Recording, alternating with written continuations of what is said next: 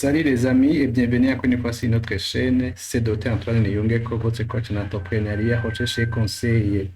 Et dans cette vidéo, je vais vous montrer comment vous pouvez faire des analyses approfondies à rapprocher les comptes pour voir s'il y a la cohérence ou une divergence entre les mouvements enregistrés. Ici, on va vous montrer comment, par exemple, on peut rapprocher les comptes qui vont normalement ensemble, par exemple le compte de stock et le compte de consommation de stock en charge, et puis le compte par exemple CLIA et le compte de produit, donc le compte 41 CLIA et le compte 70 ou le compte 70-71 des produits, ou bien on peut aussi rapprocher les comptes 41 CLIA et le compte 56 pour voir réellement s'il y a une relation entre par exemple les encaissements des CLIA et les mouvements réalisés sur le compte banque. Et puis, on va vous montrer comment vous pouvez, par exemple, sélectionner les opérations que vous souhaitez analyser sur base de dates spécifiques. Je vais à la fin vous montrer le code qu'on a utilisé et je vais mettre dans la description le code et vous pouvez alors l'adapter pour tenir compte de vos données. Alors, c'est parti les amis. Ici, nous commençons par rapprocher les opérations, les comptes. Ici, nous avons des critères ici. Il y a le critère de date. Donc, vous devez montrer la date de débit des opérations que vous voulez analyser et aussi vous devez spécifier la date de fin. Et puis, en plus, vous devez montrer le compte que vous souhaitez bien analyser. Et nous commençons par exemple, si nous souhaitons analyser, rapprocher le compte de stock pour voir les entrées et les sorties en stock, pour voir par exemple si les sorties ont été bien repris au niveau des comptes de charge, donc la classe 6. Nous pouvons ici visualiser, par exemple, le compte 30 de stock, comme ça. Et ici, je cherche les mouvements qui ont été réalisés sur le compte 30. Ici, ce qui m'intéresse, c'est les mouvements au crédit, parce que c'est ça qui va, ces mouvements-là qui vont affecter le résultat au niveau des charges. Souvenez-vous quand je vous ai montré des comptes de produits, compte d'exploitation que je vous ai montré la fois passée dans la présentation précédente, parce que ces mouvements-là, justement, vont apparaître ici au niveau du coût du stock vendu. Donc ici, voilà. Nous retournons au niveau de notre analyse des détails. Ici, nous pouvons voir les mouvements au crédit des comptes de stock. Ça veut dire que les 10 millions que vous voyez ici, en principe, ce sont les sorties, la constatation de la consommation de la sortie des stocks. Alors, il faut que j'amène le compte 660, donc qui enregistre les sorties, pour voir si réellement ce montant a été comptabilisé. Ici, je peux juste changer de compte pour amener le compte, voilà, 60, et puis je fais rechercher. Mais vous voyez que déjà, le mouvement au crédit du compte que vous voyez ici, du compte 30, donc c'était sorti du stock, a été enregistré dans le coût du stock vendu que vous voyez ici, 60. Donc voilà, vous pouvez valider que tout a été bien enregistré pour ce compte. Ici, il suffit de changer la date et tout va changer. Ici, quand vous changez de date, tout change. Si je mets par exemple jusqu'au 31, par exemple, janvier ici, par exemple, je mets 31 janvier, tout, ça peut changer. Donc voilà, quand j'importe par exemple, je passe ça, j'importe le mouvement de la classe du compte 60, vous voyez qu'ici, il n'y a pas de mouvement. Quand je change aussi pour le stock, je peux voir si est-ce qu'on a fait un mouvement de stock. Je recherche le compte stock, vous voyez qu'il n'y a rien. Donc, vous pouvez alors spécifier une date que vous souhaitez analyser pour rapprocher ces mouvements. Ici, je garde, puisque je n'ai pas beaucoup d'autres transactions au niveau de mon journal, parce que tout ça vient du journal ou bien ça vient des opérations que vous avez exportées en Excel. Mais si vous avez utilisé Dan Compta, donc tout est automatisé. Ici, on peut aussi rapprocher le compte, par exemple, 41 CLIA. Donc, je sélectionne le compte 41 CLIA pour voir quels sont les mouvements qui ont été réalisés sur ce compte. Voilà, le compte 41 CLIA, j'amène les opérations qui ont été réalisées sur ce compte. Donc, vous voyez que le compte client a été débité de 20 millions et puis il a été crédité de 15 millions et puis de 5 millions. Alors, la question maintenant, où est-ce que ce montant a été versé, où est-ce que ces paiements ont été effectués? Alors, il faut que je vérifie les comptes banques pour voir si réellement ces montants ont été comptabilisés sur les comptes banques. Ici, alors, je vais procéder à l'importation des opérations réalisées sur le compte banque. Par exemple, je vais importer le compte qui a été réalisé sur 5613. Voilà. Parce que vous voyez que j'ai des comptes 5612 et 5613. J'amène d'abord les opérations réalisées sur ce compte. Et puis, je regarde ici les 15 millions que nous voyons ici. Est-ce qu'ils ont été enregistrés ici? Par exemple, ici, vous voyez qu'il y a cette opération 15 millions. Vous voyez que c'est l'encaissement client, donc 15 millions. Donc, vous voyez que c'est la même opération. Et quand on regarde aussi la date, vous voyez la date aussi, ça c'était le 12 janvier 2026. Et ce paiement, donc cette comptabilisation a été réalisée justement, vous voyez, le 12 janvier 2026. Donc, vous voyez ici la date, 12 janvier 2026. Et vous voyez aussi cet encaissement-là qui a été réalisé le 12 janvier, vous voyez, le 12 janvier ici, vous voyez, 2026. Voilà. Et puis, parce qu'il y a une autre opération qu'on ne voit pas, donc il faut chercher sur l'autre compte. Donc, vous voyez ici qu'il y a un autre paiement. Donc, vous voyez, il y a un autre encaissement de clients, un autre paiement de 5 millions. Donc, il faut que je vérifie sur l'autre compte pour voir réellement si ce montant a été versé sur l'autre compte. Parce que ici, on a utilisé des banques. Donc, voilà. Donc, vous voyez aussi ce montant, vous voyez, c'est celui-ci. Voilà. Celui-ci qui a été réalisé le 18. Donc, voilà, il a été versé. Si ce qu'on voit que aussi c'est pour le 18. Donc, c'est celui-ci. Voilà. Vous voyez ça. Donc, vous voyez que je peux confirmer que les encaissements ou les paiements des clients ont été réalisés sur les comptes de la société. Par exemple, vous voyez ici, c'est des comptes. Il y a le compte PHB et le compte BGF. Donc, si je suis en train d'auditer justement ces comptes.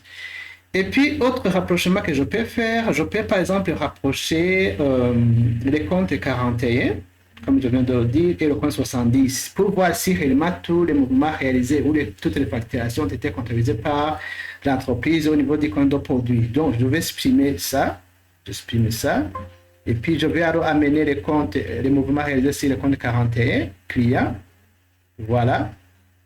Et en contrepartie, ces comptes-là sont mouvementés en contrepartie du compte 70. Alors ici, il faut que j'amène les mouvements réalisés sur le compte 71 ou 70. Donc, vous voyez, j'ai 71 ici. J'amène ces mouvements. Je vois qu'il y a sur le compte global 71 une opération qui a été réalisée de 20 millions.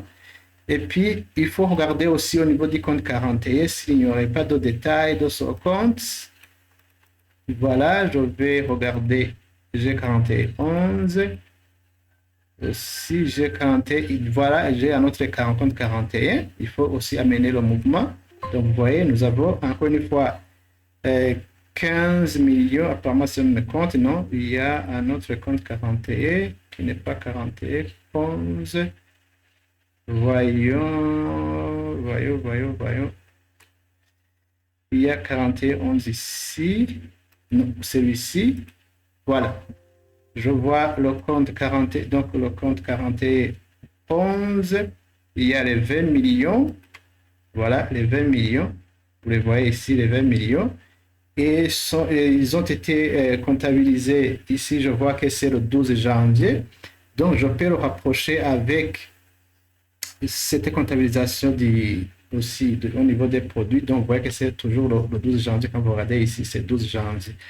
Donc, voilà. Et puis, je peux, encore une fois, regarder. Donc, je peux faire le rapprochement entre la comptabilisation au niveau de l'actif, au niveau de la facturation, et voir justement au niveau des produits si ça a été bien comptabilisé pour m'assurer que tout a été bien fait. Et puis, l'autre compte qu'on peut rapprocher, oui, donc ça c'est un exemple de rapprochement qu'on peut faire. Et puis, on peut procéder aussi à l'analyse des opérations par des dates spécifiques. Ici, Alors, en passant, je peux vous montrer le compte qui m'a permis de faire tout ça, de rapprocher ou d'amener les opérations sur le compte sur base de ces dates et sur base aussi de cette date, ou ces dates et ce compte. Donc ici, quand vous venez ici dans le Visual Basic, donc vous voyez, ça c'est le code qui a permis. Ça c'est pour définir justement là où je vais tirer les données, la base de données. Ici, vous voyez que j'ai indiqué que c'est le journal. Ici, ça, tout ça, c'est pour définir les dimensions des variables que je vais utiliser. Ça, c'est là où je vais faire les analyses. Donc, vous voyez ici, détail. Vous voyez là où j'ai mis détail ici. Mais la source de données, c'est le journal ici. Ici, vous voyez, c'est celui-ci, en fait. C'est ça, la source de données. Donc, ici, vous pouvez alors mettre votre base de données. Et puis appliquer ce que vous allez changer. Vous regardez juste au niveau des colonnes, au niveau des dispositions, là aussi vous pouvez ajuster parce que ça c'est la première colonne, deuxième, etc. Et puis, vous voyez autre chose qu'on a réalisé ici, on a défini où se trouvent les dates. Vous voyez, indiquer l'emplacement des dates. Donc, vous voyez, quand je fais ici F2, vous voyez que ça se trouve au niveau de la feuille de destination. Quand je reviens ici au niveau du détail, vous voyez, détail, c'est ça où c'est ça. Vous voyez F, vous voyez que c'est FD, F3. Et le compte, c'est ici. Donc, c'est ça. Vous pouvez adapter justement compte tenu de vos emplacements, des critères. Donc, voilà, c'est le code. Donc, pour le compte, c'est celui-ci. Vous voyez que je sélectionne au niveau de la quatrième colonne, 4. Et puis, vous voyez, le critère se trouve en F4. Voilà.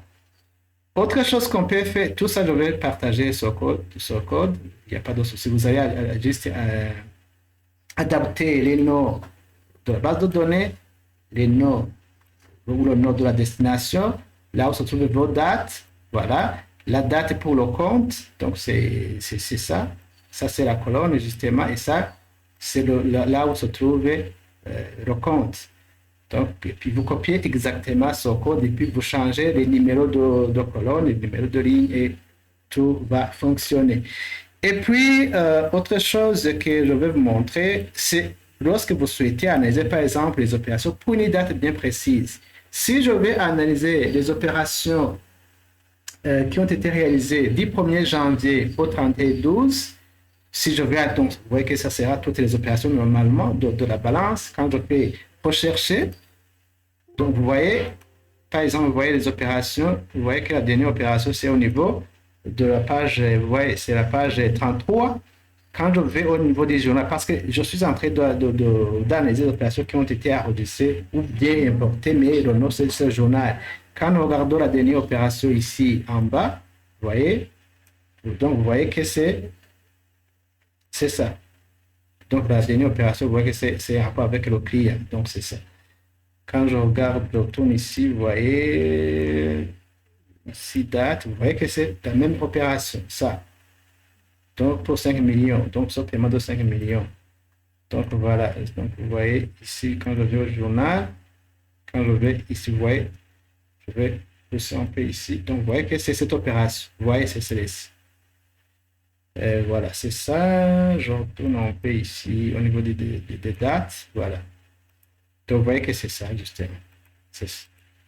Alors, si je vais analyser, par exemple, pour une autre période spécifique, donc j'efface ces précédentes analyses, et puis je change de date ici. Si je vais les opérations réalisées jusqu'au 31 janvier, par exemple, il faut changer juste la date, donc spécifier la période que vous souhaitez analyser, et puis alors vous allez faire le rechercher. Donc, vous voyez que on a juste les opérations qui ont été réalisées jusqu'au 31 janvier. Donc, vous voyez la dernière opération ici. Vous voyez la date de la dernière opération. C'est jusqu'au 12 janvier. Même si vous allez dans le journal, regardez quand nous allons dans le journal quand nous faisons le tri des dates par ordre de croissance. Ici, quand nous trions par ordre de croissance, par exemple, ici, je vois que les dates ne sont pas bien visibles. Donc, il n'y a pas beaucoup d'opérations qui ont été réalisées. Donc, vous voyez que quand on regarde, genre pour le mois de janvier, vous voyez que juste c'est combien d'opérations? Vous voyez, c'est 1, 2, 3, 4, 5, 6, 7, 8, 9, 10. Donc, c'est presque 10 opérations. Ici, en fait, on a utilisé une mise en forme pour ne pas, pour alléger les dates. Quand les deux dates sont identiques, et donc la deuxième date, vous voyez, elle a été masquée. Ça, c'est on a utilisé la mise en forme conditionnelle. C'est pourquoi vous voyez qu'ici, il n'y a rien. On pouvait le faire là aussi, on l'a fait ici. Vous voyez, c'est juste pour essayer de rendre visibles les données. Donc voilà.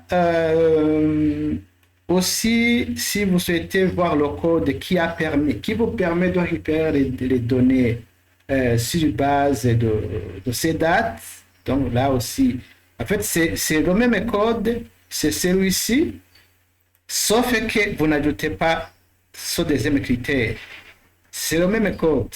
Donc, à partir d'ici, vous copiez la même chose jusqu'ici, sauf que vous n'ajoutez pas le deuxième critère, parce que ça, c'est le critère à rapport avec le compte. Sinon, alors, le code va fonctionner. Donc, je vais mettre justement dans la description sur le code pour pouvoir l'adapter, alors selon vos besoins. Donc, voilà, si je change de période, vous voyez ici, si je vais par exemple les opérations qui ont été réalisées du 1er janvier au 31 mars, par exemple, je fais juste ici, mars, et puis alors je fais rechercher comme ça. Attends, est-ce que j'ai dérangé quelque chose? Je vais voir ce que j'ai dérangé parce que là, ça marchait. Je pense que j'ai effacé quelque chose. Je vais refaire dans le code, il n'y a pas de souci. Donc voilà, c'est comme ça, les amis, que vous pouvez rechercher les opérations quand vous voulez faire des analyses ou des rapprochements. Donc, si vous êtes par exemple dans l'audit ou bien de faire des vérifications, donc il est possible avec dans le contrat de faire directement le rapprochement. Ou bien si vous avez importé vos données et exporté vos données en Excel, il suffit juste de savoir appliquer les formules avancées combinées avec le VBA. Donc, ça vous permettra de bien faire vos analyses et suivre vos activités. Donc voilà les amis, c'est la fin de cette vidéo. Merci de l'avoir regardé. Si vous avez aimé cette vidéo, n'hésitez pas de la liker, de la partager et aussi de s'abonner à notre chaîne pour ne pas rater les prochaines vidéos. À la prochaine vidéo. Bye.